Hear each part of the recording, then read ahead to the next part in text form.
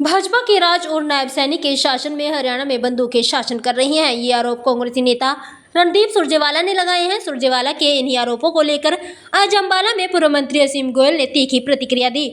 उन्होंने कांग्रेसियों को आड़े हाथों लिया। गोयल ने सुरजेवाला पर पलटवार करते हुए कहा कि शायद ये अपना समय भूल गए हैं। उन्होंने कहा कि ये अपने समय के विधायकों मंत्रियों के आपराधिक रिकॉर्ड निकलवा कर देख लें। जिन लोगों को इन्होंने संरक्षण दिया ये उनका भी रिकॉर्ड निकलवा लें। गोयल ने कहा कि आज अपराधियों के लिए हरियाणा में कोई जगह नहीं है। सुरजेवाला की तकलीफ कुछ और है। साहब अपना समय भूल गए। अपराधियों को सीधा संरक्षण जितने गुट कांग्रेस में हैं, मैं बताना नहीं चाहता किस प्रकार से इनके जो नेता रहे हैं उनके नेताओं का आपराधिक रिकॉर्ड देख लीजिए। जो इनके खुद के उस समय के मंत्री विधायक रहे हैं उन सबका आपराधिक रिकॉर्ड चेक करवा लें, और खुद इन्होंने संरक्षण दिया उनका आपराधिक। अब उन लोगों को एक एक करके हरियाणा की जो सरकार है, इस हरियाणा से बाहर निकलने के ऊपर नायब जी की सरकार विवश कर रही है, लगातार पुलिस कार्रवाई कर रही है।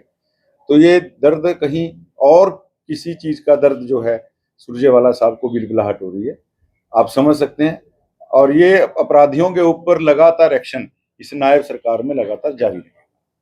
दिल्ली के स्कूलों को बम से उड़ाने की धमकी मिलने के बाद मामले पर दिल्ली के पूर्व सीएम अरविंद केजरीवाल ने केंद्र सरकार पर सवाल खड़े कर दिए हैं, जिस पर पूर्व मंत्री असीम गोयल ने कहा कि केंद्रीय एक्सीडेंटल पॉलिटिशियन हैं, राजनेता असूलों से बना जाता है।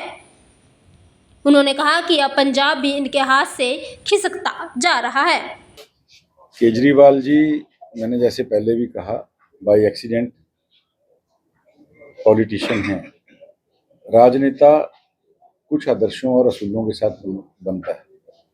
आप एक झूठी बात करके कि कांग्रेस और बीजेपी से कभी भी नाता नहीं रखूंगा, और आप किस प्रकार से कांग्रेस से हाथ मिलाकर दिल्ली में सत्ता को आपने काबिज किया, ये मैं नहीं कह रहा, पूरा देश जानता है। और जिस प्रकार की झूठ की राजनीति आपने लगातार से दिल्ली में की है, अब दिल्ली के अंदर भारतीय जनता पार्टी की ट्रिपल इंजन की सरकार लगातार दिल्ली को आगे बढ़ाने के लिए, जो आपने इतने सालों के अंदर दिल्ली को लगातार पीछे धकेलने का काम किया, उनको आगे बढ़ाने के लिए दिल्ली को एक स्थिर सरकार जो मिली है, जिस प्रकार से एक देश की राजधानी का कद होना चाहिए, एक राज्य के नाते उसका मैं समझता हूँ सुविधाएं होनी चाहिए, आपने उन मामले में बिल्कुल आप पिछड़े। और आज आपको जब पंजाब भी आपसे खिसकता दिख रहा है, तो आप अपने केवल उस झूठ की दुकान के अंदर केवल बातों से झूठी राजनीति करने का काम कर रहे हैं। माननीय अमित शाह जी, माननीय मोदी जी और माननीय रेखा गुप्ता जी लगातार दिल्ली को इस देश की राजधानी के नाते लगातार आगे बढ़ाने में लगे हैं और लगातार उसकी चिंता करें।